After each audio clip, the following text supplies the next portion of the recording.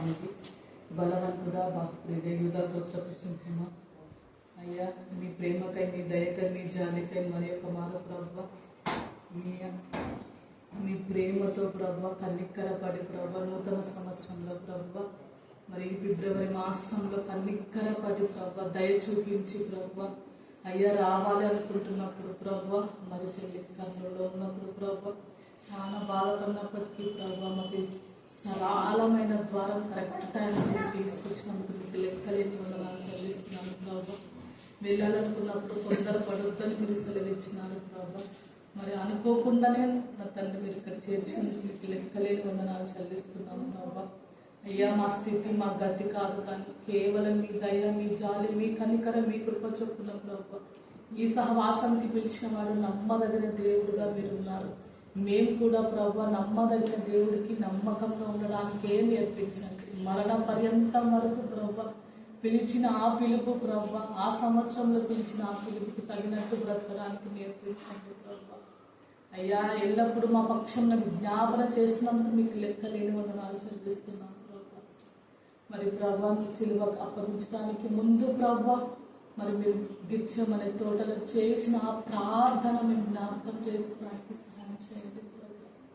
అయ్యా, ఎంత వేదన, ఎంత బాధ, ఎంత శ్రమని మీరు ప్రభు మరి ఆ ప్రార్థనలో ప్రభు మరి చెమట రక్త బిందుగా మారటానికి ప్రభు మరి శరీరంలో ఎంత స్థితి ఉంటే ప్రభు మరి ఏమి జరిగింటే ప్రభు మరి చెమట రక్త బిందువుగా మారుతుందో ప్రభు మరి ఎంత శ్రమను అనుభవించాలని ప్రభు ఎంత బాధతో, వేదంతో, భారంతో కన్నీటితో ప్రార్థన చేశారు. మాకును ప్రభు భక్తిని మీరు నేర్పించండి. ఇది నేర్చుకునే సమయం ప్రభు. నాకు ఇచ్చిన అవకాశం బట్టి దేవుడికి అక్క గారికి వందనాలు చెల్లిస్తున్నాను. పరిశుద్ధ గ్రంథంలో నుంచి మత్తయి సువార్త 4వ అధ్యాయము 1 నుంచి 5 వచనాలు చదువుకుందాం. అప్పుడు యేసు అపవాది చేత శోధింపబడుటకు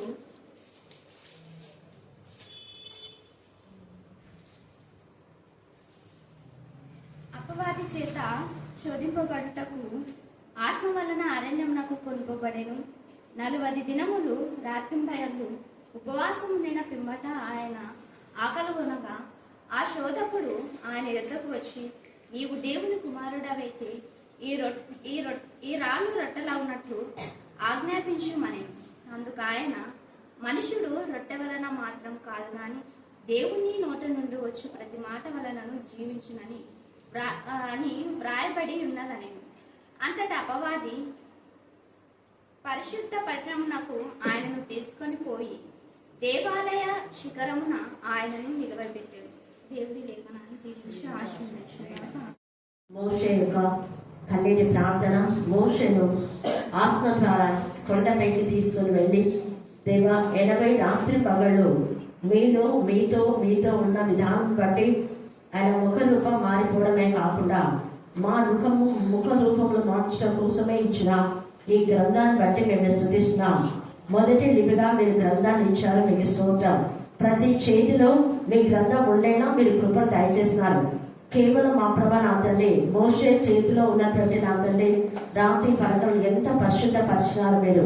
అప్పుడు యాజకులే తప్ప మిగతా వాళ్ళు ఎవరు ధర్మశాస్త్రం తాకేవారు కాదు ప్రభా, దాన్ని వినేవారు మాత్రమే, చదివేవారు కూడా కాదు.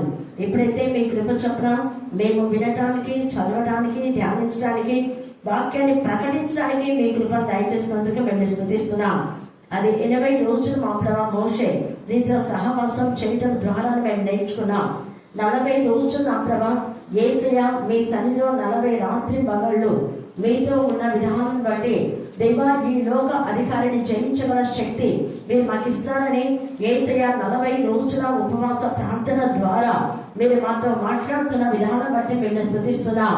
దేవా నా ప్రభా ఏదైతే నాకు మీరు బోధించారో వాటిని అన్నింటినీ మీరు మా తండ్రి దేవా రోజుమనికి మీరు బోధించమని ప్రార్థిస్తున్నాం.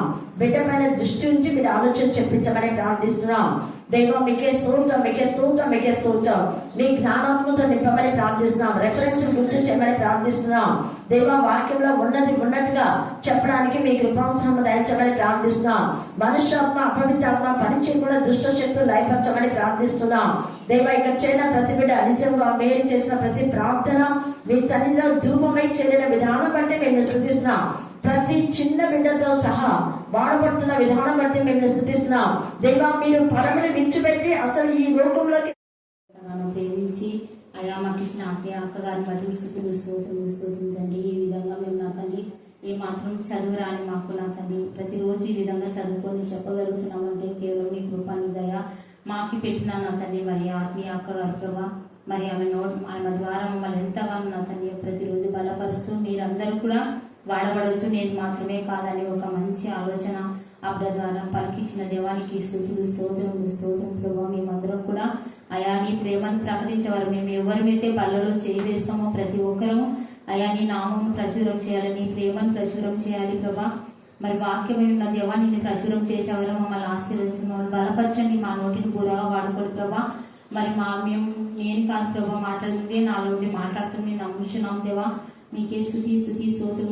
నేను ఏమన్నా నీకు విరోధమైన పొరపాట్లు తప్పులు చేసింటే దయతో క్షమించి నీ పరిశుద్ధమైన రక్తం మరొకసారి నా మీద ప్రోక్షించుకున్న దేవా మీరే కనికరించమని నీ పరిశుద్ధమైన లేఖనములు మరి ప్రచురం చేస్తున్నాగా మా నోటిలో మీరుండి మీరే మాట్లాడండి. ఇక్కడ చేయడం ప్రతి ఒక్కరిని మీరు నా తండ్రి మీ ఆత్మీయ ఆహారం విరిచి పంచిపెట్టమని నజరేయుడైన యేసుక్రీస్తు పరిశుద్ధ నామమున ప్రార్థించడం పొందినాం మా తండ్రి.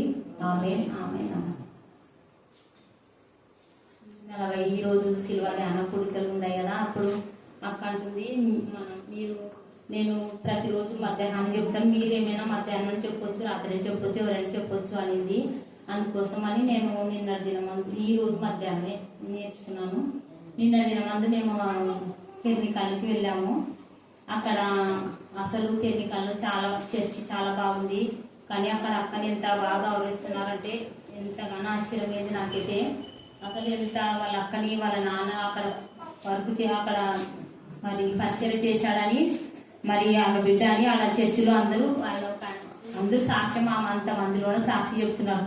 అసలు ఆమె ఉద్యోగం చేసి రాజీనామా చేసేసింది, ఎంతో కష్టపడి ఉద్యోగం పంచుకుంది, అది అంతా పక్కన పెట్టేసి వాళ్ళ నాన్న సేవకుడు మళ్ళీ ఆమె దేవునిలో ఉండాలని ఉండి మళ్ళీ ఎన్నో ప్రాంతాలు తిరిగి ఈ విధంగా వాక్యాలు ప్రకటిస్తూ దేవుని కోసం అంకితం చేసుకుందని ఆమెను అలా ప్రకటన చేసినది కాక వాళ్ళు ఎంతమంది అంటే ఒక 5-6 ఇండ్లకు వెళ్ళి ఉంటాం మేము.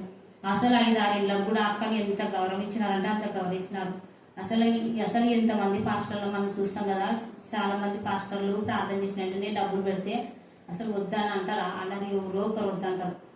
బైబిల్ రాపుతలు పెట్టించుకుంటారు, వాళ్ళకి అదేనేమో తెలియదు, దేవుడు అదే పెట్టింటాడు, కానీ అయినా వద్దని అన్నారు అనమాట. కానీ అక్కైతే అసలు అంత ఖర్చు పెట్టుకుని మమ్మల్ని దొరికిపోయింది ఆట పెట్టుకొని.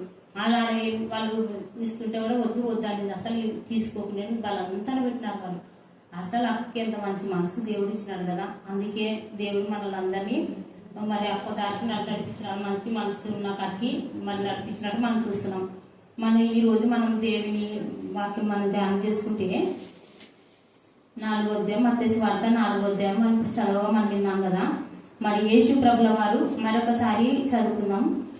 అప్పుడు యేసు అపవాది చేత శోధింపబడుటకు ఆత్మ వలన అరణ్యమునకు కొనిపోబడెను. 40 దినములు 40 రాత్రులు అపవాది ఉపవాసం ఉండిన పిమ్మట ఆయన ఆకలి కొనినట. అంటే ఆయన ఆకలి ఏం ఆకలి అంటే ఆత్మల మనందరి కోసం ఆకలి అనమాట, మన పాపముల నిమిత్తము. ఆయన మన తండ్రి అయిన దేవుడు మరి మనల్ని ప్రేమించి ఒక మానవునిగా తన కుమారుడైన ప్రభుని లోకాన్ని పంపించి తనని మన కోసమే ఈ లోకాన్ని పంపించాడు. తన వచ్చి ఇప్పుడు యేసు ప్రభుల వారి పుట్టుక మనకి ఎంతో ఆనందకరం, సంతోషకరం. అది కానీ ఇది మరణం దినం కూడా మనకి రక్షణ, విడుదల అన్నమాట, అంటే పాపం నుండి విడుదల. కానీ అసలుకి యేసు ప్రభు 12 ఏళ్ల వయసు అప్పుడు వాళ్ళ అమ్మ నాన్నలు అక్కడ యెరూషలేముకి వెళ్ళింటాడు కదా, అక్కడ ఆరాధన చేయడానికి పోతుంటారేట. అప్పుడే పరిచయం చేస్తుంటాడు శాస్త్రుల కాడ వాళ్ళకి అందరికి ఏమేమో వాళ్ళు అడిగేదానకాల చెప్తున్నప్పుడు అప్పుడు దేవుడు ఏమని మాట్లాడతాడు, నీ దిగ్గా సమయం రాలేదు, నువ్వు తల్లిదండ్రుల కాడికి వెళ్ళి నువ్వు అక్కడ లోబడని చెప్తాడు. అది కూడా ఈ గ్రంథంలో ఉంది కదా. కాబట్టి అట్లా చెప్తే అప్పుడు ఏం చేశాడు, దేవుని మాట విని దేవుని మాట ప్రకారం తల్లిదండ్రుల కాడికి పోయి 30 సంవత్సరాలు వాళ్ళకి పరిచయం చేస్తాడు అనమాట. ఫస్ట్ ఆయన పరిచయం చేస్తాడంటే ఆయన ఒక దేవుడు అయ్యింది, దేవుని కుమారుడు అయ్యింది కూడా ఆయన ఎంత తగ్గించుకొని తల్లిదండ్రులకు వాడ పుట్టిన మళ్ళీ తర్వాత పుట్టిన వాళ్ళకి అందరికీ దేవుడు ఎంతగానో కష్టపడి పనిచేసి ఉండేవాడు అనమాట. 3.5 సంవత్సరాలు మాత్రమే దేవుడు పరిచయకి వచ్చినాడు అనమాట. మొట్టమొదటిగా ఆయన ఏం చేశాడంటే 40 రోజులు ఇప్పుడు ఉపవాస ప్రార్థనలు అంటే శిలువ మనందరి పాపం నిమిత్తము మన దోషముల నిమిత్తమైన శిలువ భరించిన మన పాపములని భరించడానికి ఆయన ఏం చేసినాడంటే 40 రోజులు దేవుని సన్నిధిలో ఉపవాసంతో తండ్రిని పెట్టుకున్న అరణ్యంలోకి అపవాది చేత శోధింపడానికి వెళ్ళాడంట. అంటే అపవాది కూడా శోధిస్తున్నప్పుడు దేవుడు ఏం చేస్తున్నాడంటే మరి తన బాప్తీసం తీసుకున్నాడు, మరి అభిషేకం పొందుకున్నాడు. మళ్ళీ 40 దినములు 40 రాత్రులు ఏమి తినకుండా ఉపవాసం ఉన్న తర్వాత ఏడుకొచ్చినాడు, పరిచర్య ఏడుకొచ్చినాడు. ఇప్పుడు వాళ్ళు ఏం చేస్తారంటే అసలు ఉపవాస ప్రార్థనలు ఉండదు, ఒక తీర్మానం ఉండదు, ఒక పరిచర్యకి మనం దేవుడు పిలిచినాడని వస్తుంటారు. దేవుడు పిలిచినాడని కూడా మనం కూడా నిజమంటే మన సొంతంగా వాక్యం కూడా చెప్పవద్దు అసలు కూడా. ఎందుకు దేవుడు ఏమన్నాడు, నీ కంట్లో దూలం తీసేసుకుని ఎదుటి వాని కంట్లో నలుసు తీసేస్తే అది బాగా తేడా కనపడుతుంది అన్నాడు. మన హృదయంలో పాపము లోకము అన్ని పెట్టుకొని నేను వాక్యం చెప్తా నా పేరు రాయండి అన్నాడు కూడా చాలా తప్పు. అది దేవుడు దాని లెక్కలు ఎన్నో ఉంటాయి. అసలు ఏ మాత్రం భయం లేకుండా జనాలకు అట్లా ఉంటున్నారు. నేను పాట పాడతాను, నాకు పాట ఇవి ఎన్నెన్నో అడుగుతూ ఉంటారు. కానీ దేవుని సన్నిధిలో పాటలు పాడాలి మంచిదే, కానీ ఆ పాట ఏ విధంగా ఉంది, దేవునికి ఇష్టకరంగా ఉందా, ఇతరులకు అది రక్షణకరంగా ఉందా, ఆశీర్వాదకరంగా ఉందా అనేది మనం తెలుసుకోవాలి. ఒక పాట పాడాలన్నా కూడా అది వాక్యం లేదే. అప్పుడు అన్యులు చాలా మంది అన్యులే పాటలలో కైగట్టినది, వాక్యంలో తీసి పాటలు కట్టడం. మన క్రైస్తవులు చాలా తక్కువ పాటలు కట్టడం. అసలు ప్రతిదీ వాక్యం వినలేరు, జనాలు ఇట పాడాలని వింటారని వాక్యం ద్వారా దేవుని స్తుతించాలని పాటలు కట్టారనమాట. అట్టా మరి దేవుడు ప్రభువైన యేసుక్రీస్తు వారు మరి ఈ లోకంలో ఒక 40 రోజులు ఉపవాసంతో ఏం తినకుండా ఉన్నప్పుడు సాతాను వచ్చినప్పుడు సాతానే మన వాక్యంతోనే మాట్లాడినాడు. వాక్యంతోనే ఎత్తిపట్టి చూపిస్తున్నాడు. వాక్యం విన్నాడు కదా. అసలు మనం ఇది అనుకుంటే ఆయన ఒక సేవకుడు ఉన్నాడంట. ఆ సేవకుడు దేవునిలోనే ఉన్నాడంట. దేవునితో సాహసం చేసేవాడంట. చిన్నప్పటి నుండి చేస్తున్నప్పుడు ఆయన ఒకసారి వాళ్ళ అక్క ఉండేదంట. వాళ్ళ అక్క ఏం చేసి వాళ్ళ అక్క కాడిపోయి దేవుడు ఆయన కోసం, ఆయన పేరు దేవదాస్ అనమాట. ఆ దేవదాసు కాడికి వెళ్ళి అడిగినాడంట. అంటే ఒక మానవునిగా వెళ్ళినాడనమాట. అక్కడ వెళ్ళి ఏమని అన్నాడంట, అమ్మ దేవదాసు లేడా అంటే లేడు తమ్ముడు లేడు అన్నాడంట. లేడు ఎక్కడ పోయినాడు అన్నాడంట. సర్లేమో వచ్చినాక చెప్పంటే సర్లే అని చెప్పిందట వాళ్ళక్క. ఏమి చిన్న ఇట నీ కోసం ఎవరు వచ్చిండ్రి నీ క్లాస్మేట్ కానీ ఏమో అని చెప్పిందట. చెప్తే సరే ఆయన తెలుసంట నేను ఎవరితో స్నేహం చేసింటే ఆ వ్యక్తి వచ్చింటలే అని ఆయన అంటున్నాడంట. మళ్ళీ రెండోసారి వచ్చినాడంట. రెండోసారి వచ్చింటే బాబు నువ్వు మొన్న కూడా వచ్చింటివి మళ్ళీ ఈ రోజు వచ్చినావు, నీ పేరు ఏమే చెప్తే నేను మా తమ్ముడికి చెప్తానా అనిందట వాళ్ళ అక్క. అంటే ఆయన అన్నాడంట నా పేరు వాక్యం అన్నాడంట. వాక్యం ఉన్న దేవుడు కదా, వాక్యంతోనే దేవుడు మాట్లాడాడు. వాక్యం నా పేరు అన్నాడంట. అప్పుడు వాళ్ళ అక్క చెప్పితే వాక్యం అని చెప్పితే ఆయన ఇంత సంతోషంగా ఉన్నాడంట. వాక్యం ఉన్న దేవుడు నా స్నేహితుడు ఆయననే అని అన్నాడట. కాబట్టి దేవుడు నోటి నుండి వచ్చే ప్రతి మాట గల మనుషులు తింటాడు. అంటే ఇది అపవాదం అంటుంది ఒక మానవుడిగా ఉన్నాడు కదా, ఒక మానవుడికి ఇవన్నీ ఆశలు కదా చూపిస్తే మనం పడిపోతాం. ఇక్కడ నువ్వు ఇవి చేసుకో నీ పై అంటే కొండ మీదకి దిగు, నీకు ఈ లోకం ఇస్తాను, ఈ రాజ్యం ఇస్తాను అని ఇవన్నీ చెప్తున్న ఆశ. అంటే మానవుడు ఈ లోకాన్ని ఆశిస్తాడు కదా. మానవుడి నైజం అంటే అదే కదా, ఈ లోకాన్ని ఆశించడం, ఈ లోకంలో ఉన్న వాటిని ఆశించడం. ఆ విధంగా ఈయన కూడా మానవుడిగా ఉన్నాడు కదా అన్నట్ట. ఆ విధంగా అది అపవాదం ఏం చేసిందట, అట దేవుడిని పడగొట్టాలని చూసింది కానీ దేవుడు ఏమాత్రం పడిపోడు. ఆయన అంటున్నాడు కదా. ఇక్కడ మనం 4వ వచనంలో చూసుకుంటే ఏమనుంది, రొట్టె వల్ల మాత్రం కాదు కానీ దేవుని నోట నుండి వచ్చు ప్రతి మాట వల్ల జీవించునట. అంటే ఎంత బాగుంది అసలు. ఆయన మాటలో ఎంత శక్తి ఉంది కదా, ఆయన మాటలో ఎంతో స్వస్థత ఉంది. ఇప్పుడు ఆయన నోటి మాటతో ఫస్ట్ మొట్టమొదటిగా ఏం చేసినాడు, తండ్రి అయిన దేవుడు తండ్రిగా ఉన్నప్పుడు ఏం చేసినాడు, ఆకాశం కలుగు కాకంటే ఆకాశం కలిగింది, భూమి కలుగు భూమి, సమస్తం ఈ లోకంలో ఉన్న వాటి వల్ల మాటతోనే చేసినాడు. ఆయన మాటలో ఎంత శక్తి ఉంది కదా. తర్వాత మరి కొత్త నిబంధనలోకి వచ్చేసరికి యేసు ప్రభు ఒక మానవుడిగా ఈ లోకానికి వచ్చినప్పుడు మరి ఆయన నోటి మాట ఎంత స్వస్థ అంటే ఆ 3.5 సంవత్సరములు మరి సిలువ ఎక్కే వరకు దేవుడు ప్రతి ఒక్కరిని నోటి మాటతోని అంటే ప్రతి విధంగా అంటే ఆయన మాటలో మరియు తిట్టినా గద్దించినా ఆయన మాటలో మనకి మేలు జరుగుతుంది అనమాట. ఆయన గద్దించిన కొన్నిసార్లు గద్దించినాడు, కొన్నిసార్లు ఎవరిని గద్దించినారు. మరి దావీదును కూడా యోనాతానుతో గద్దించి మాటకి పంపిస్తాడు కదా, చెప్పుకో దావీదుకి ఈ విధంగా ఉండడానికి. దావీదు మరి దేవుని గుర్తించి ఆయన మాటకు లోబడి పశ్చాత్తాపం పడి మారు మనసు పొందుకుంటాడు. ఆయన మాటలు ఎంత శక్తి ఉంది. ఒక మనిషి ఒక సేవకుని ద్వారా పంపించిన మాటలే ఆయన నోటి మాటలు అనమాట. మరి దావీదు మారు మనసు పొందుకొని తన పాపాన్ని వదిలిపెట్టి ఉన్నాడు కదా. మరి ఆయన నోటి మాట వల్ల మరి ఏలియాతో కూడా పంపిస్తాడు. అక్కడ కొండ మీద అగ్నిపర్వతము అది అద్భుతం చేశాడు కదా, అది కూడా దేవుని మాట ప్రకారం. అంటే ఆయన మాట విని ఎవరైతే వింటారో ఎవరైతే లోబడతారో వాళ్ళకి ఎంతో ఆశీర్వాదం అన్నమాట. ఇక్కడ ఆయన ప్రతి విధమైన మాట, ఆయన మాటలో ఎంత విధమైన ఎన్ని రకాల మాటలన్నా మనకి మంచిది జరుగుతుంది కదా. కొన్నిసార్లు మనము ఏం చేస్తామంటే మనకి అర్థం చేసుకోము. ఇక్కడ మనము ఇక్కడ చూసుకుంటే ఇక్కడ వచ్చినండి 8వ అధ్యాయం మత్తయి సువార్త 8వ అధ్యాయం 5వ వచనంలో మనం చదవండి. ఆ మాటని దేవుని మాటని ఎవరు ఎంతగా విధించినారు, దేవుని విధించినారు. 5వ వచనం చదవండి. ఆయన కపెర్నహూములో ప్రవేశించినప్పుడు ఒక శతాధిపతి ఆయన యుద్ధకు వచ్చి, ప్రభువా నా దాసుడు పక్షవాయుతో మిగిలిలా బాధపడుచు ఇంటిలో పడి ఉన్నాడని చెప్పి ఆయనను వేడుకొనంట. అంటే ఈయన ఇంత బాగా దేవుని వేడుకుంటున్నాడు కదా. అసలు ఆయన ఇంతకుముందు దేవునిలో ఎక్కువ ఉండేవాడు కాదు, కానీ దేవుని అద్భుతంలో ఆశ్చర్యకరంగా ఆయన వినిన్నాడు. విని ఇక్కడ కూడా మనం ఒకటి క్లారిటీగా అర్థం చేసుకోవాలి. ఈయనకి ఏ విధంగా ఈయన వచ్చినాడు కదా అని చెప్పగా, శతాధిపతి ప్రభువా నీవు నా ఇంటిలోకి వచ్చుటకు నేను పాత్రుడను కాను, నీవు మాట మాత్రం సెలవిమ్ము, అప్పుడు నా దాసుడు స్వస్థపరచబడును అంటున్నాడు. అంటే చూడు, ఈయన ఒక శతాధిపతి అంటే దేవుని కూడా ఎక్కువ నమ్మినోడు కూడా కాదు. దేవుని గురించి అప్పుడప్పుడు కొన్ని తెలుసుకున్నవాడే. ఈ మాట నీ మాట సెలవిదేవా, నీ మాట సెలవిస్తాను నా దాసుడు స్వస్థ పొందుకుంటాడు అని ఎంత క్లారిటీగా అడుగుతున్నాడు అనమాట. ఎంతో విశ్వాసంతో అడుగుతున్నాడు. ఈయన ఈ విధంగా ఎందుకు అని అడుగుతున్నాడు అంటే, అంతకు ముందు ఆయన ఏం చేసినాడంటే తన దాసుని ప్రేమించినాడు అనమాట. ప్రేమించి ఆయన చేయాల్సిన పనులు చేశాడు. అంటే ఆయన ఈ దేవుని దగ్గరికి ఇతరుల కోసం వచ్చినాడంటే ఆయన ప్రేమ గలవాడే కదా. ఆయన ప్రేమ ఉండి ఆయన తిప్పలు పడేటాడు. ఆయన ఒక శతాధిపతి అంటే ఒక ఉద్యోగం ఉన్నోడే, ఒక పదవిలో ఉన్నోడే. ఆయన యుద్ధ డబ్బులు ఖర్చు పెట్టి ఆయన ఎంతగానో మరి చూసింటాడు. ఆయన ప్రయాస పడేది పన్నాడు. ఆయనకు శాత కానప్పుడు దేవుని దగ్గరకు వచ్చినాడు. మనం కూడా అర్థం చేసుకోలేదా, మనకి శాత లేనైతే మనం చేసుకోవాలా. మనం ప్రతిదీ దేవుని మీద పడుతూ ఉంటాం. ప్రతి దేవా అక్క నాకు ప్రేర్ చేయమని చెప్పు, నాకు పైకి ఆక చేస్తుంది ప్రేర్ చేయమని చెప్పుతారు కొంతమంది. చాలా చిన్న చిన్నవి, అసలు అది టాబ్లెట్ వేసుకుంటే కూడా బాగా అవుతుంది తెచ్చుకుంటే కూడా. లేదంటే ఏదన్నా ఒకటి చేతి కషాయం తాగితే కూడా బాగా అవుతుంది దగ్గు. కానీ కొన్ని విషయాలు దేవుడు మందులు ఇచ్చినది కూడా దేవుడే కదా.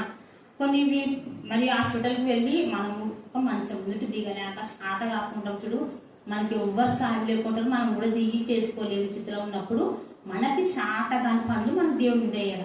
అప్పుడు దేవుడు కార్యం చేస్తాడు. ప్రతి ఒక్కటి మనం ఇప్పుడు ఒక గ్రంథంలో పాత నిబంధనలో మరి దావీదు కాడికి కూడా చాలా మంది ఎటు వస్తున్నారట. అందరూ అప్పుడు ఉన్న వాళ్ళు సమస్యలు ఉన్న వాళ్ళు దావీదు కాడికి వచ్చినారంట. అప్పుడు అందరూ అంతవే అంటే ఈలో అనుసారమైన ఆశల వారి కోసమే వచ్చినారు. దేవుని కోసం ఒకరు కూడా వచ్చలేరు, దేవుని సేవకుని కోసం కూడా వచ్చలేరు. ఆయన మాట ఏమో మాట్లాడతారు, దేవుడు ఇందామని కూడా వచ్చలేదు. మనం కూడా చాలా సార్లు నాకు అనిపిస్తుంది చదువుకుంటుంటే ఇచ్చారంటే మేము కూడా చిన్న చిన్నవి అక్క కాడికి చాలా మంది అక్క ప్రేర్ చేయక అని విసిపించిన వాళ్ళకి అడుగుతుంటారు. అంటే ఏందని అక్క ప్రార్థన చేస్తుంది. ఇప్పుడు మనలో పరిశుద్ధత లేకుంటే అక్క ప్రార్థన చేసినా మనకు బాగవుతుందా? బాగా కాదు. మనలో విశ్వాసం అన్నా ఉండాలి, పరిశుద్ధంగానే ఉండాలి. మనం పరిశుద్ధంగా ఉండి మన విశ్వాసం ఉంటే దేవుడు సహాయం చేస్తాడు. మన శాతం పని మనం చేసుకోవాలి. మనకి జ్వరం వచ్చినా తలనొప్పి వచ్చినా ప్రేర్ చేయక అంటుంటాం. అసలు ఇక్కడ శతాధిపతి ఎంత తిప్పలు పడి ఉంటాడు, ఆయన బాగా చూసుకున్నట్టు మనం చూస్తున్నాం. ఇప్పుడు అంటాం దేవా ఒక మాట చెల్లిస్తుందా దేవా అంటాం. మనం కనుక ఏమంటాం, దేవా నువ్వు వచ్చి మా ఇంటికి వచ్చి నేను తిండ చేయి పెట్టి ప్రార్థన చేయి దేవా, అప్పుడు కానీ స్వస్థం పొందదు, అంత ఘోరంగా పన్నాడు, నేను ఎన్నెన్నో పెట్టినాను అని ఆ పెట్టినాడు కూడా చెప్తున్నాడు. ఆయన ఎంత మంచి వాడుడు. అసలు ప్రేమ ఉన్న వాళ్ళు బిడ్డలు ప్రేమించినా కూడా అవన్నీ ఖర్చులు చెప్పారు, ఎవరికన్నా సహాయం చేసినట్టు కూడా. కానీ ఆయన ఏం చెప్పలేదు. దేవా నువ్వు మాట చెల్లి, దేవా నా దాసు స్వస్థపడతాడు, నువ్వు నా అవసరం లేదు దేవా, నువ్వు ఇంతమందిని ఎంట ఉండవు, నువ్వు చాలా సేవ చేసేది కదా దేవా, మళ్ళీ నేను ఇబ్బంది పెట్టాలి దేవా అని ఎంతో దేవుని ప్రేమిస్తున్నాడు, ఇక్కడ దాసుని ప్రేమిస్తున్నాడు, ఆయన తగ్గించుకుంటున్నాడు. ఎంత తగ్గించు స్వభావం కదా. అట్లా అసలుకి నిజమంటే ప్రార్థనలో ఇక్కడ బైబిల్ కొత్త నిబంధనలో బాగా అన్ని చదువుకుంటే అర్థమవుతుంది. అసలు ఎవరైతే క్లారిటీకి వచ్చినారో వాళ్ళకి అందరు స్వస్థత పొందుకున్నారు. ఇప్పుడు మనం ఒకరిని చూసుకుంటే, ఇప్పుడు లాజర్ని చనిపోయిన కాడ లేపనిగా పోతాడు దేవుడు. లేపనిగా పోయినప్పుడు మరేమో వాళ్ళందరూ బాధపడుతుంటే వాళ్ళ కోసం పోతాడు. అక్కడ ఏమంటాడు దేవుడు చెప్తే నాయ కూడా పోతుంది, ఒక ఊపితే కూడా పోతుంది మరి. కానీ మనిషికి శాతం అవుతుంది కదా, మనిషి శాతం అయితే రాయి తీయగలడు మనిషి, కాబట్టి మీరు రాయి తీయకుండా అంటాడు. అప్పుడు వాళ్ళు రాయి తీసినాక దేవుడి మాట పోతుంది. మనము చేయలేని కార్యం దేవుడు చేస్తాడు. లాజరు నువ్వు బయటకు రా అంటే మనం 1000 మంది పిలిచినా రా, వాళ్ళ సొంతం అక్క చెల్లెంలే పాడి వెళ్తుంటారు మీద పడి, లేచినారా లేచిలేదు. అది మనకు శాత కాదు, కానీ దేవుడి శాతం అవుతుంది. అది దేవుడి శాతం కారణం కాబట్టి అట్లా చేసినారు. అక్కడ కారం జరిగింది కదా. మళ్ళీ ఇంకో శాతం ఏం జరిగింది, ఇప్పుడు పద్మరాని స్త్రీని రాళ్ళతో కొట్టుకుంటూ వస్తారు. వీధులు దొరికినప్పుడు ఆయన ముందర పడేస్తారు. ఆయన పడినప్పుడు మీలో పాపం దేవా నువ్వు ధర్మశాస్త్రం మోస ధర్మశాస్త్రం గ్రంథంలో ఉంది కదా, పాపం విచారం చేసిన కట్టవన్న స్త్రీని రాళ్ళతో కొట్టి చంపాలని ఉంది కదా, మళ్ళీ నువ్వేం చేస్తావో చెప్పు, నేను చెప్తా చెప్పంటే మీలో పాపం ఎవరైనా చేయకుంటే మీరు రేయండి రాళ్ళు, నేను అది కూడా కరెక్ట్, అది కూడా పాటిస్తాను, నేను మీ మాటలు కూడా నేను వింటాను, కానీ మీరు పాపం చేయడం లేదని రాసినాను, మీరు వేరే విధంగా అర్థం చేసుకొని రాలేస్తే నేను ఒప్పుకోన్నాడు. వాళ్ళు మేమందరం ఏదో విధంగా పాపం చేసిన వాళ్ళం కదా అని వెళ్ళిపోతాం. అప్పుడు దేవుడు ఏమంటాడు ఆమెకి, అమ్మ ఇప్పుడు ఆయన పాదాలు పట్టుకుని వస్తే మనకి వేరే వాళ్ళు ఏం చేయలేని వాళ్ళు అంటే ఏం చేయలేదు అంటే నేను కూడా ఏం చేయను, కానీ నువ్వు ఇప్పుడు జాగ్రత్త, ఇప్పుడు మంచిగా ఉండని ఒక్కొక్క అబద్ధాలను చెప్తాడు. ఆ మాటలో ఎంతో మీనింగ్ ఉంది. ఒక ఫోన్ నాకు దేవుడు అన్నమాట అని మనం ఆశ తీసుకుంటాం, కానీ ఆ మాట జాగ్రత్త నేను కూడా ఏమన్నాను. కానీ నువ్వు మళ్ళీ తిరిగి పాపం చేసినావంటే ఈ పాపం అంతా మూట పెట్టి నేను ఎక్కడ పంపిస్తాను, పాతాళంలోకి నరకంలో పంపిస్తాడు. ఆ 2 మూటలు అయితే నీకు. మనుషుడు అన్నవాడు ఎవరైతే పాపం ఒప్పుకొని విడిచిపెడతారో ఆ తప్పులన్నీ మనం మరణం అయ్యేంత వరకు ఆయన మూట పక్కన పెట్టుకొని ఉంటాడు. తర్వాత మనం మరణం వరకు మనం విడిచిపెట్ట తప్పు మరలా చేయకుండా మరణం వరకు మన నీతిగా నిజాయితీ బతికి చచ్చిపోతాం అనుకో, అప్పుడు ఆయన మన పాపంలన్నీ సముద్రంలో కలుపుతాడంట. అప్పుడు మనకు ఏ పాపం జ్ఞాపకం చేసుకోవడం, ఇంకా మన తీర్పులో జ్ఞాపకం చేసుకోవడంట. మనం మరలా చేసిననుకో ఇప్పుడు చేసినట్టు ఈ 2 మూటలు పెట్టి నాకు పంపిస్తాడు. అప్పుడు ఎంత పెద్ద శిక్షలు వస్తాయి. అక్కడ ఆయన ఒక్క మాటకి ఆయన మాటలోనే అమ్మ నువ్వు మా సంఘం అంటే ఆయన ఆ పుంటి వారి సంఘం పరిశుద్ధంగా ఉండి స్వాత ప్రకటించిందంట. ఆయన దేవుడు నాకు కొన్ని మరలా పాపం చేసేదంట. అట్లా అసలు దేవునికి శాఖ దేవుని కాలం జరిగే కాలం మనం అడగాలి. మనం అడిగినప్పుడే మనకి సహాయం చేస్తాడు. సంఘంలో అవి చేయని మనం ఎన్నో పెట్టుకొని వస్తుంటాం, కానీ అందుకే మనం ఏమి పొందుకోలేకపోతున్నాం.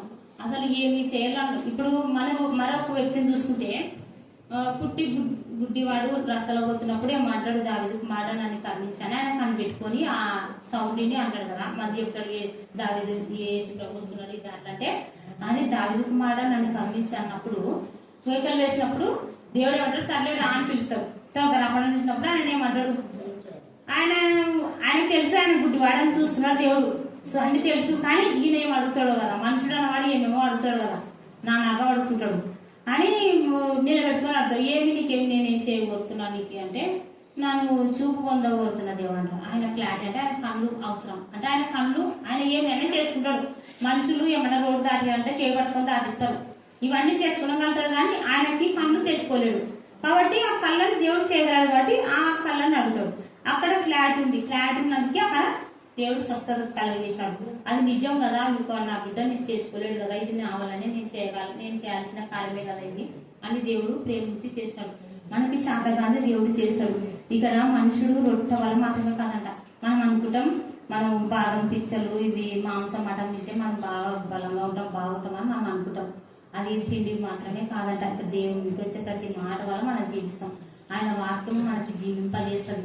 మనం ఎక్కువ తిన్నా తక్కువలేము, భరించలేము, తక్కువ తిన్నా మనం భరించలేము. మనం మితంగా తినాలన్నాడు దేవుడు. తిండి గురించి కూడా ఎక్కడ మనసులు ఎంత ప్రేమ కలవాడు కదా. మితంగా తినండి అన్ని ఆమెన కానీ ఉందని తిని తినరు కాకండి.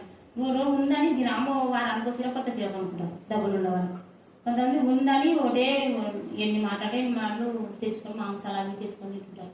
అక్కడికి ఏం చేస్తారంటే 50 రోగాలు వస్తాయి. అప్పుడు మనైతే పాటు కానీ ప్రేమ అంటే ఏమో నిన్న కొంచెం బాగుందని తింటిని అసలు నాకు ఇబ్బంది లేదు నాకు అంటే అది ఇబ్బంది ఎవరు తెచ్చుకున్నారు మనకి అక్క పైనప్పుడు ఒక ప్రార్థన మరి ఇట్లా తిండి తినేటప్పుడు అక్క ఇంత తినాలక్క అని అడగలు కదా అప్పుడు అడగరు చీరలు అన్ని తెచ్చుకున్నప్పుడు ఎవరి సేవకులు ఎవరిని అడగరు అన్నీ అయిపోయినాక అన్ని చేసుకుని తతంగం చేసుకొని తర్వాత అక్క ఎట చేయాలి అక్క అంటారు. మరి పిల్లలు కూడా అట్టనే జిట్టు తీసేయడం నల్ల దారాలు కట్టడం ఆటిపోవడం అన్ని చేసొస్తారు. అవన్నీ చేసొస్తారు. తర్వాత ప్రార్థన చేయరు, దేవుని భారం వేరు. తర్వాత అన్ని బాగా కాకుండా ఉంటాయి కదా, అప్పుడు అక్క ప్రేర్ చేయక్క అక్క ఎట్టనా కానీ ప్రేర్ చేయరక్క అంటే అక్క పాపం అట్ట ఏంటో అక్కని మనం మోసం చేస్తున్నాం. అక్క పాపం బాధపడి ఏడ్చుకుంటా దేవా నా బిడ్డలు ఇంతనం ఇటుకొస్తున్నారు కదా దేవా బిడ్డలు జ్ఞాపకం చేసుకో దేవా అంటే నీకు పిల్లలు ఆ పిల్లల సంగతి నువ్వు చేయి ఊరుకుంటూ అంటుంది అంటే కదా అన్ని మనల్ని చూస్తున్నాడు. అక్క చూడలేదు మనల్ని, కానీ దేవుడు మనల్ని అన్ని చూస్తున్నాడు. కాబట్టి ఆ విధంగా మనం ఉంటాం. అసలుకి ఈ కొత్త నిబంధనల దేవుడు స్వార్థ ప్రకటించిన కానుంటిగా ఎన్ని స్వార్థలు 4 స్వార్థలా దేవుడు మీకు చదువుతున్న వాళ్ళకి అని తెలుసు. అన్ని స్వార్థలుగా దేవుడు ఎవరైతే క్లారిటీగా ఆయన దగ్గరకు వచ్చినారో ఆ కొంతమంది కాటికి దేవుడు తనంతా తను వినాడు. ఎందుకు వినాడంటే వాళ్ళు కనిపెట్టుకొని ఉండరు, వాళ్ళు ఎంతో బాధతో వేదతో కనిపెట్టుకున్నారు. ఏ మాత్రం చనిపోని కూడా వాళ్ళకి తోచలేదు. అంత విధంగా ఉన్నారు. ఎవరు ఉన్నారు సమాధుల్లో రాళ్ళతో కొట్టుకొని ఒక వ్యక్తి ఆయనకు చనిపోవాలనే మైండ్ కూడా లేదు. నేను ఇది బతుకు నేను చనిపోదాం అనే ధ్యాస లేదనమాట. ఆయనకి ధ్యాస లేకుండా అట్టే జీవిస్తున్నాడు. చచ్చిపోలేక బాధ బతకలేక జీవిస్తున్నాడు. అడవిలో బాధపడుతుంటే దేవుడే వినట్టు కనికిరం కలవాడు కదా దేవుడు. రానుల కడిపోతుడు వచ్చిన వాళ్ళని దీవించినాడు. అసలు అంటే వాళ్ళు క్లారిటీ అక్కడ ఉన్న వాళ్ళకి క్లారిటీ, ఇక్కడ ఉన్న క్లారిటీ ఉన్న వాళ్ళ కాటికి దేవుడు ఖచ్చితంగా 38 ఏళ్ళ నుండి కోనేటి వద్ద పడిన వ్యక్తి కాడికి కూడా ఆ బిడ్డ కూడా శాతనైనా కష్టపడ్డాడు. 38 ఏళ్ళు అంటే 8 ఏళ్ళు కదా. అసలు ప్రతిరోజు నీళ్ళ బుక్ వస్తుంది. ఆడికి కాలంతో దొక్కుకుంటూ వినాడు, కాళ్ళతో దొక్కుకుంటూ వినాడు. కొన్నాళ్ళు కాళ్ళు కూడా పని చేయకుండా మన చేతులతో దొక్కుంటుంటే చేతులు కూడా బొబ్బలు వెంటనే ఆయనకి శరీరం ఎంత బాధపడి ఉంటుందో. అంత వేదన పడినా కూడా ఆయన ఏ మాత్రం ఆయనకి ఎవరు సహాయం చేయకుండా కూడా కనిపెట్టుకొని మనం చచ్చిపోకుండా అట్టనే కనిపెట్టుకుని అనమాట. అది కూడా దేవుడు ఇచ్చినదే నీళ్ళ బొగ్గ అవన్నీ అక్కడ ఉన్నాడు. కనిపెట్టుకున్నాడు. నా దేవుడు ఏదో ఒక రోజు చేయకుండా ఉంటాడు నాకు అని కనిపెట్టుకున్న వాళ్ళ కోసం దేవుడు ఆయన వెళ్ళాడు అనమాట. వెళ్ళి వాళ్ళని కూడా స్వస్థపరిచి మళ్ళీ ఒక మాటలోనే నీకు స్వస్థత పొందుకున్నావు అంటే నాకు దేవా నేను ఎన్ని రోజులు ఉంటే నాకు ఎవరు సహాయం చేయలేదు దేవా. నేను పడదన్న లోపల నాకంటే ముందు వచ్చి పడిపోతున్నారు దేవా, కానీ నేను పడలేకపోయినా నాకు ఎవరు సహాయం చేయాలని బాధతో నిత్యాహంతో బాధపడుతున్నాడు. నిజంగా ఆయనకి ఎవరు సహాయం చేయలేదు. చాలా మంది పిల్లలు కూడా ఎంతో మంది సహాయం పొందుకోలేని స్థితిలో ఉంటారు. మన చుట్టూ ఉన్న కూడా మనం ఎంతో మందికి సహాయం చేయని స్థితిలో ఉంటాం. మనమే చూసుకుంటాం. ఇతరులకు సహాయం చేసే మనసు మనకు ఉండాలి. మన ప్రభు అయిన యేసుక్రీస్తు వారు ఇతరులని మరి ప్రేమించి ఇతరులకు సహాయం చేసేవాడు. మన అందరి కోసం మనం ప్రేమించేవాడు, మనల్ని దీవించేవాడు అనమాట. ఇక్కడ మరి అక్క కూడా హబక్కూకు గ్రంథం చదువుకున్నామండి కదా అక్క. మీరు ఎంతమంది చదువుకున్నారో నాకు తెలియదు, కానీ నేనైతే చదువుకున్నాను. అక్కడ హబక్కూకు ఏం చేసినాడు, నీతిమంతులు నిజాయితీగా పరిశుద్ధంగా దేవుళ్ళో బ్రతికేవారు బాధపడుతుంటే వాళ్ళకి అన్యాయం అక్రమం జరుగుతుంటే దాన్ని బట్టి దేవుడిని ప్రార్థన చేసుకుంటున్నాడు. దేవుని ప్రార్థిస్తున్నాడు. ఏం దేవా ఇంతరంగా నీతిగా నిజాయితీగా ఉంటుంటే నువ్వు ఏమనుకున్నావు దేవా, వాళ్ళు అక్రమంగా జీవించే వాళ్ళే బాగా ఎదుగుతున్నారు, వాళ్ళే బాగుంటున్నారు దేవా. మేము ఎంతకాలం వాడి చేపలు వాళ్ళలో చేపలు వేసి కాల్చుకుతింటుంటే నువ్వు ఎంత చూసుకుంటూ ఉంటున్నావు దేవా అంటే తన కోసం కాదు, తన కళ్ళ ముందు నీతిగా పరిశుద్ధంగా ఉండాల కోసం ప్రార్థన చేస్తున్నాడు. దేవుని ప్రశ్నించే విధంగా ప్రార్థన చేస్తున్నాడు.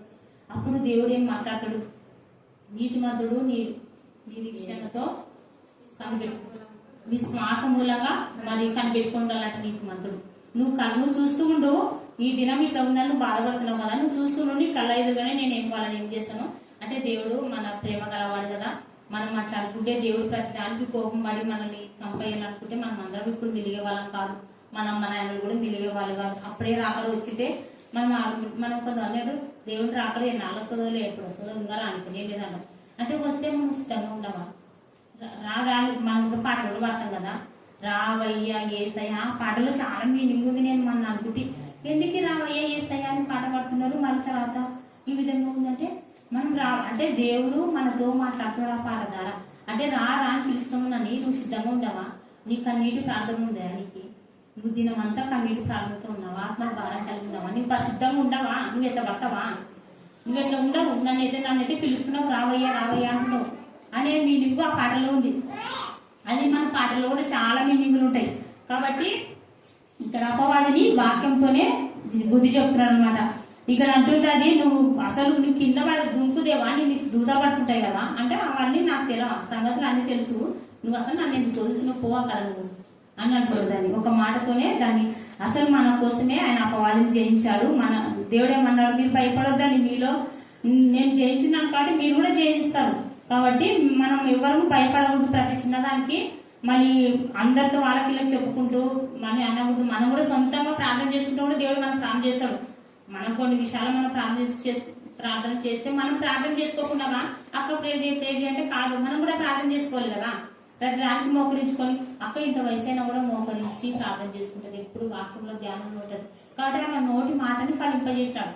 మనం కూడా మనం వరకే మనం ఉండమా, మనం ఇతరుల కోసం ఎవరైనా అమ్మా నువ్వు ప్రార్థన పోతావు కదా మన కోసం ప్రార్థన చేయి అంటే అప్పటికప్పుడు మనం ప్రార్థన చేసుకున్నప్పుడు అది నేను వెరకుంటే అమ్మ ప్రార్థన చేసినా నాకేం కాలే అని మనం తీసుకుంటాను కదా. దేవుడికి అవమానమే కదా.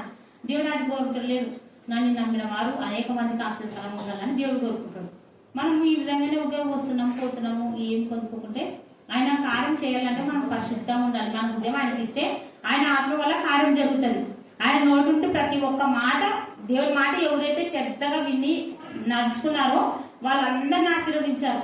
మళ్ళీ మొట్టమొదటిగా దేవుడి మాట ఎవరు విన్నారు అంటే పాత నిబంధన మనం చూసుకుంటే నోవాహు విన్నాడు. నోవాహు నాకు తెలిసిన నోవాహు దేవుని మాట విని ఆ ఓడ కట్టంటే ఓడ కడతాడు. ఓడ కట్టినాక తర్వాత ఏం జరుగుతుంది, తన కుటుంబీకుల నోవాహు ఎప్పుడైతే దేవుని మాట విని ఆ ఓడ కట్టి ఆ కుటుంబీకులలో కష్టపడి దేవుని మాట విని వాళ్ళందరూ ఏలం చేస్తున్నప్పటికీ ఆయన మాట మాత్రమే ఆయన మాట మీదనే గురి పెట్టుకొని చేసినాడు. అప్పుడు ఏం జరుగుతుంది, ఆయన మాట విన్నాడు కాబట్టి ఆయన కుటుంబీకులందరూ ఆ ఓడలో చేర్చబడతారు కదా. అంటే నోవాహు తన అందరూ నాశనమైనా కూడా నోవాహు కుటుంబం ఆ ఓడలో భద్రపరచబడుతుంది అనమాట. మళ్ళీ తర్వాత అబ్రహాం విన్నాడు. దేవుని మాట విని అబ్రహాం ఎంత ఆశీర్వాదం అందుకున్నాడు. తరతరంలో అసలు ఎంత ఆస్తిపడు ఒక్క కట్టుబడద్దో వచ్చినాడు దేవుని మాట విని. ఆయన మాటకు లోబడినందుకు ఎంతో ఆస్తివంతులుగా ధనవంతులుగా చేస్తాడు. మనకి ఏదైనా జరగాలన్నా అన్ని దేవుని చేతుల్లో ఉండవి. మనం బాగుపడాలన్నా దేవుని చేతుల్లో ఉంది. మనలో మనం ఆయన మాట విని ఆయన మాట ప్రకారం నడుచుకుంటే చాలు అన్ని దేవుడు కార్యం చేస్తాడు అనమాట. ఇప్పుడు మరి అక్క ఇంతవరకు మరి వాక్యం ఉన్నప్పుడు కూడా ఎంత పని చేసుకుంటది కదా, పని ఎంత బాగా చేసుకుంటది అక్క. అసలు ఇల్లు పని చేసుకుంటది, ఇన్ని మొక్కలు పెంచుకుంటుంది. మనం ఒక్క మొక్కలు కూడా పెంచుకోలేకపోతున్నాం. ఇన్ని మొక్కలకి అక్క నేను అంటున్నాను, అక్క నాకు మా పొలం కల్లా అవుతుంది అక్క నీ మొక్కలు తీసుకోవద్దురా అంటున్నాను. అసలు అన్ని మొక్కలు పెంచుకుంటది. ఒక మొక్క పోయినకే నీళ్ళు మనకు ధ్యాస ఉండదు. అంటే మనకు ధ్యాస ఎక్కడో ఉంటుంది మనకు. అసలు దేవుడిలో ఉంటే దేవుడు అన్ని గ్రహం పంపిస్తాడు. దానికి నీళ్ళు పోసివే, దీనికి నీళ్ళు పోసివే, అది తాళం వేసుకుంటే ఇది తాళం వేసుకుంటే ప్రతి ఒక్కటి గుర్తు చేపిస్తాడు దేవుడు. అక్కడ కూడా చాలాసార్లు నేను అనుగమనిస్తుంటాను. ఏమో అది మర్చిపోయింది ఏం మర్చిపోయి అంటే ఏంటంటే ఈ నేనే గుర్తు చేసుకుంటాను. ఏ ఒక్కటి మర్చిపోకుండా మరి వెనక్కి రావద్దు, అక్కడ నష్టపోకూడదు అన్నట్ట అక్కడ కళ్ళు గుర్తు చేస్తున్నాడు. మనల్ని కూడా దేవుడు ప్రేమిస్తాడు. ఒక ఏలియని ఒక దావిని వీళ్ళందరినీ కాదు అందరినీ ప్రేమిస్తాడు. అందరి ద్వారా అద్భుతాలు ఆశ్చర్యకారాలు జరిగించాలా అన్నిల ముందు మిమ్మల్ని నిలబెట్టి వాళ్ళ ద్వారా మీ ద్వారా నాకు మహిమ తీసుకుంటారా వాళ్ళందరినీ కూడా రక్షణలోకి నడిపించాలని ఆయన కోరిక. మనం ఉన్నత స్థానంలో పెట్టాలని ఆయన ఆశపడతాడు. మనం ఒక్కొక్కసారి ఎంత కష్టపడి చదివినా మనకి మార్కులు తక్కువ వస్తుంటాయి. ఎందుకంటే మనము మార్కుల్లో చదువులో బాగా చదివింటాం కానీ కొన్ని విధాలా దేవునికి విధంగా చేసింటాం. అప్పుడు దీనిలో ఇతర బుద్ధి వస్తుందని దానిలో చెప్తుంటాడు. మనం అనుకుంటాం ఏం దేవా నేను ఇంత రంగ చదువుతుంది వాళ్ళకి బాగా వీళ్ళకి బాగా ఉంటాం. వాళ్ళు కొన్ని విధాలు దేవునికి అన్ని విధాలు మంచిగా ఉండింటారు. మనం అన్ని విధాలంటే ఇంట్లో తల్లిదండ్రులకు లోపడాలి, తల్లిదండ్రుల మాట వినాలి, మళ్ళీ కష్టపడి బాగా చదవాలి, కష్టపడి చదవాలి. దేవుడిలో ఫస్ట్ ప్రాధాన్యత దేవునికి ఇవ్వాలి. ఫస్ట్ టైం దేవునికి ఇవ్వాలి.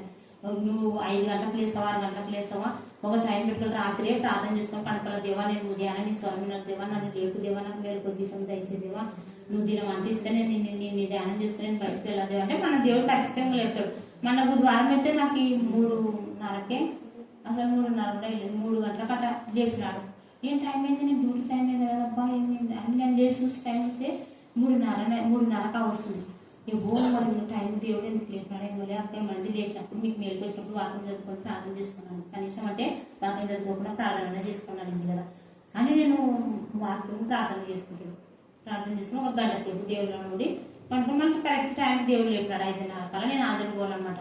కరెక్ట్ 5:30 కల్లా నన్ను ఖచ్చితంగా లేపుతుంటాడు. మర్చి ఒక 11:30 2:30 వాక్యం చదువుకుంటూ ప్రార్థన చేసుకుంటుంటాను. తర్వాత నిద్ర పోతుంటాను. మరి కరెక్ట్ లేపుతాను. మధ్యాహ్నం కూడా 12 గంటలకు వస్తాను.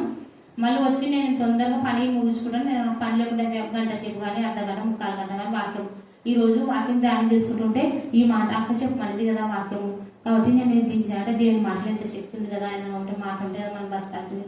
ఇటైనా ఈ మాటలు నేను చెప్పాలా దేవా, నీ చిత్తమైతే నన్ను నడిపించు, నా ఇష్టం కాదు దేవా, నీ ఇష్టమే నడిపించు దేవా అనుకొని చెప్పినాడు. సర్లే నేను ధ్యానం చేసుకొని పనుకున్నాను. మధ్యాహ్నం పనుకొని 12:30 వరకు అట్లా చదువుకొని పనుకున్నాను. మరి కరెక్ట్ 1:30కి లేపినాడు. నేను 2 గంటలకు లేచిపోతాడు, నాకు హాజరయ్యాను ఆప్షన్ చేస్తాను, కానీ నాకు కరెక్ట్ 1:30కి లేపినాడు. కాబట్టి దేవుళ్ళు మనం ఉంటే ప్రతి ఒక్కటి మనం మిస్ కాకుండా మనల్ని కాపాడుతుంటాడు, మనల్ని జారిపోకుండా పట్టుకుంటూ ఉంటాడు. మళ్ళీ మనము ఈ లోకపరమైన ఆస్తులకు సంపాదనలకు ఇవన్నీ కాదు, కానీ మరి మనం అందరము దేవుని మాటను పట్టుకుని మనం దేవుని మాట ప్రకారం మనం విని మనం ఆయన మాట ప్రకారం జీవించాలి. ఇంకా ఒకటి చెప్పి నేను ముగిస్తాను. ఆ ఒకటి ఏంటంటే నేను ఒకటి పేరది ఒక ఆమె ఏం చేసిందంటే కిరాణా షాప్కి వెళ్ళి సరుకులు తెచ్చుకునేది. ఆయన మళ్ళీ వచ్చింది కిరాణా షాప్కి వచ్చి 10 రూపాయలు ఇస్తుంది ఆయనకి. ఎందుకమ్మా ఈ 10 రూపాయలు అంటే, నీ 10 రూపాయలు ఎక్కువ ఇచ్చినావు నాకు ఈ లెక్కలలో పట్టు తీసుకుంటే బాగానే అవి రేట్లు అడుగుతుంది కదమ్మా, అవి ఇంత ఇంత అది ఇంత అని అడుగుతుంది అంటే, అవి నా సొమ్ము నష్టపోకూడదని రేట్లు ఇంత ఉన్నామని నేను కరెక్ట్ మాట్లాడినా నా సొమ్ము వారికి. ఇది నీ సొమ్ము 10 రూపాయలు నాకు వద్దు అంటే, 10 రూపాయలే కదా ఇంటికి తొందరగా రాసిన అవసరం నేను పెట్టుకోవద్దు అంటే, వద్దు ఈ 10 రూపాయలు తీసుకుంటే నేను దేవుడు ఏమన్నాడు ఇతరుల సొమ్ము ఏం తీసుకోవద్దు అన్నాడు. నీ వల్ల నీ పొరుగు అంటే పొరుగు అని దేని ఆశ ఉందంటే దాని అర్థం ఏంది, 1 రూపాయి కూడా ఆశ ఉందని. 10 రూపాయలు తీసుకుంటే నా పిల్లలు శాపం వస్తుంది, నేను ఇప్పుడేం బాగుంటాను, తర్వాత నా పిల్లలు శాపం వస్తుంది ఆయన చెప్పేది. ఆయన చెప్పినప్పుడు ఆయనకి మా ఇంట్లో ఆయన షాప్లో పని చేస్తుంటాడు, ఆయనకి మా ఇంటి తడుతుంది. ఆయన తర్వాత చూస్తే ఆయన కిరాణా షాపు అడిగిపోతాడు, ఆయన దినాము దుడ్లు లెక్కేస్తున్నాడు. నేను 10 రూపాయలు మా షాప్ వస్తుందనే నేను రోజు డబ్బులు నొక్కేసి 10,000 జమ చేసుకున్నాను. ఈ 10,000 నేను తీసుకుంటే మరి నా పిల్లలు షాప్ వస్తుంది కదా, వద్దు అని పోయి యజమాని కడిపోతాడు. నమస్తే అంటే ఏం రా గణేష్ పెట్టి వచ్చినామంటే, లేదు ఇట్లా అయ్యా నేను ఇట్లా నన్ను క్షమించి ఒక విషయంలో అంటే, ఏ విషయంలో అంటే ఇట్లా సరుకుల విషయంలో నేను తప్పు లెక్కలు రాసి నేను 10,000 రూపాయలు జమ చేసుకున్నాను. అది నాకు ఈ రోజు ఒక ఆమె వచ్చి నాకు ఆమె ద్వారా నన్ను బుద్ధి తెచ్చుకున్నాను. నాకు తట్టింది, నా పిల్లలకు శాపం వస్తుందంట ఎవరి పొరుగు వాళ్ళ డబ్బులు ఉంటే, కాబట్టి నాకు నీ సొమ్ము నాకు వద్దు అంటే పెట్టుకోవద్దు నాకు గుర్తు లేదు, ఏం కాదు పెట్టుకున్నావు పెట్టుకున్నాల్సింది అంటే వద్దు నా పిల్లలు శాపం వస్తుంది తీసుకో అని ఇస్తాడు. ఇచ్చినాక ఈయన ఇచ్చిపోయినాక ఆయనకి కడుతుంది. ఆయనకేం కడుతుంది, ఎవరు ఇప్పుడు 10 రూపాయలు ఇచ్చేయండి కదా, ఆయమ్మ మొగుడు బతికినప్పుడు ఆయన మొగుడు కన్నా 4 లక్షలు తీసుకునింటాడంట. తీసుకొని తర్వాత ఆయన ఉన్న పొలంకి యాక్సిడెంట్ అయ్యి చనిపోతాడంట. చనిపోయినా ఇంకా వాళ్ళు ఏమన్నా అడిగితే ఇద్దాం లేకుంటే లేదులే అన్నాడు, అనుకొని పెట్టుకున్నాడంట. ఆమెని అమ్మ నన్ను క్షమించమ్మా, ఇట్లా ఇవి నీ డబ్బులు అమ్మ అంటే, ఎక్కడ నీ డబ్బులు అంటే మీ ఆయనకి నేను 4 లక్షలు ఇవ్వాల్సి ఆయన రీసెంట్ చనిపోతే నేను ఆమె అడిగినానికి ఇద్దాం అనుకున్నాను, కానీ నేను అప్పుడు ఇవ్వాల్సింది కానీ ఇవ్వలేదు, ఆమె అడిగినానికి ఇచ్చేది అని ఏమైతే పెట్టుకుందాంలే అనుకున్నాను. కానీ నేను ఈ డబ్బు తీసుకుంటే నాకు షాప్ అని నాకు వేరే వ్యక్తి ద్వారా తెలిసింది, ఇది ఏం కాదులే అని నేను అనుకుంటాను, కానీ దేవుడు అన్ని చూసుకుంటాడంట కదా, షాప్ వస్తుందంట కదా మన కుటుంబీకుల మందికి, కాబట్టి నాకు ఈ డబ్బు నీ సొమ్ము నాకు వద్దమ్మా, నేను 4 వాడుకున్నా కాబట్టి దానికి తిరిగి 1,00,000 రూపాయలు 5 లక్షలు పటానిస్తాడు. ఆయన అసలు ఒక్క 10 రూపాయల కాడ ఆమె ఏం చేసి స్వార్థ ప్రకటించిందా, అని ప్రవర్తన మనం కనీసం అంటే వాక్యం చెప్పకపోయినా మన ప్రవర్తన ద్వారా అవతల వ్యక్తి మారదట, దేవునికి మహిమ వస్తట, ఒక ఆత్మన్నా మనం రక్షించాలని ఒక భారం మనలో ఉండాలి. ఆయన 10 రూపాయలే ఏం లేదు, చిన్నదే ఏం కాదట.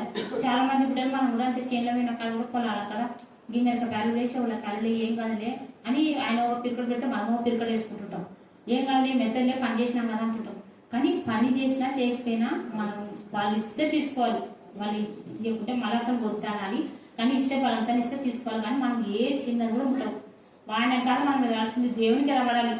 దేవుడు నరకంలో వేసేవానికి ఎదబడమంటున్నాడు, దేవుడు నరకంలో వేసేవానికి ఎదబడండి అయ్యా, మీరు ఈ లోకం పిల్లలు కొట్టేవారికి తిట్టేవారికి ఎందుకు ఎదబడతారు, నరకంలో వేసేవానికి ఎదబడండి అని అంటున్నాడు దేవుడు. కాబట్టి మనం కూడా ప్రతి ఒక్క విషయంలో కూడా జాగ్రత్త ఉండాలి. బడి పిల్లలైనా పెన్నుల కాడ బుక్కుల కాడ తీసుకునవద్దు. మళ్ళీ మన పొలాల పని వేరే వాళ్ళ కూడా మనం జాగ్రత్త ఉండాలి. ఉద్యోగం చేసే కాడ నేను కూడా జాగ్రత్త ఉండాలి. అందరం మనం జాగ్రత్త ఉండి దేవుని ప్రతి చోట దేవుడు ఉన్నాడు అంటే అది చాలా దేవుడు కార్యం చేస్తాడు. నాకు ఒక చిన్న ఒకటి చెప్పి సాధిస్తాను 9 అవుతుంది. ఒక్కటి లెక్క ఒకటి ఏం జరిగిందంటే, నేను ఇప్పుడు నేనేమన్నాను ఒక మేడం వాళ్ళు ఏదో కొంచెం వాళ్ళు ఏమో అక్కడ మంచి జరిగే వాళ్ళకి, మేడం నాకేమన్నా పార్టీ మేడం మాకేమన్నా తెప్పి మేడం అంటే, సర్లే అమ్మా తెప్పించుకొని తిందాము అని అంటే, వాళ్ళు ఒకసారి ఉన్నోళ్ళు దేవుళ్ళు ఉన్నోళ్ళు కాదు, తెప్పించుకుందాంలే సర్లే తిందాంలే అని రా అన్నారు. అన్నాక నేను ఇంటికి వెళ్ళాక నా మనసు ఏదడుతుంది, నువ్వు అసలు నువ్వు ఎందుకు అడుగుతావు, నీకేం తక్కువైందని అడుగుతావు ఇంకా ఇంకొస్తుంది. నేను వాక్యం చదువుకొని ప్రార్థన చేసుకుంటుంటే ఇంకా ఫోన్లో 1 గంటకు రమ్మంటే కదా వాళ్ళు మేడం వాళ్ళు సార్ వాళ్ళు అనుకున్నాను అని అంటే నేను ప్రార్థన చేస్తున్న దేవా నువ్వు అది కానీ తప్పని నీకు అనిపిస్తే నన్ను ఆ తప్పు చేయకుండా నన్ను కాపాడదేవా, తెలిసి పొరపాటు నోరు జారి వాళ్ళని తెప్పి అన్నాను. అది కూడా నేను అడగకూడదు, ఇంకోసారి అడగదు. అది తప్పైతే నువ్వు చేయకుండా చేస్తావు, నువ్వేం చేస్తావు నాకు తెలియదు, వాళ్ళని నేను ఏమనలేదు, వాళ్ళు నా పైన కాలు వాటి నేను ఏమనలేదు కాబట్టి నువ్వే వాళ్ళతో మాట్లాడదేవా, నువ్వేం చేస్తావు నాకు తెలియదు, అది తప్పైతే నువ్వు ఖచ్చితంగా జరగకూడదు అనుకోని పోయినాను. పోయి ఆల్రెడీ తెప్పించి పెట్టినాడు, ఒకటి బాక్స్ తెప్పించి అమ్మ నీ వరకే బాక్స్ తెప్పించినాము, మేము వేరే పని మేము పోతాము, నువ్వే ఒకదాన్ని తినేసేయాలి అంటే నేను అడిగినది నాకు బిర్యానీ ఇచ్చినాడు. తర్వాత వాళ్ళు ఎవరు లేకుండా ఒక్కదాన్ని నాకు తిన్నది చేశారు. కానీ ఆ బిర్యానీ కకృతి పడి నేను బిర్యానీ వచ్చిందని ఆశపడకూడదు, కానీ నాకు అడగకుండా పని నేర్పించినాడు. ఈసారి బిర్యానీ అడిగినాము ఇచ్చినాము, ఇంకోసారి అన్నట్టు నీ సెంపల్ వాగుతుంది అన్నట్టు దేవుడు నాకు బుద్ధి చెప్పినాడు. నేను ఇంకోసారి వాళ్ళని ఏం అడగద్దాను, వాళ్ళే ప్రేమ కొద్దు తినమ్మా అని పంగకపోతే అదే దేవుడు మనల్ని కాపులతో పూజించేవాడు మన దేవుడు కాబట్టి మన మిత్రులను ఏమీ ఆశయవుడు ఏమి మనం వాళ్ళకి ఆ జ్ఞానంతో మన టక్కర మాట చెప్పి నాకు అది చెప్పి ఆ నష్టం అనకూడదు, అది మనకే నష్టం కాబట్టి వాళ్ళకి తెలియదు కాబట్టి వాళ్ళు తెప్పిస్తుంటారు కాబట్టి మనం తెలిసి పొరపాటు పావులు చిన్నవి కానీ పెద్దవాళ్ళు చేయకూడదని ఈ చిన్న వాక్యం దేవుడు దీవించి ఆశ్రయించిన కాక ఆమె.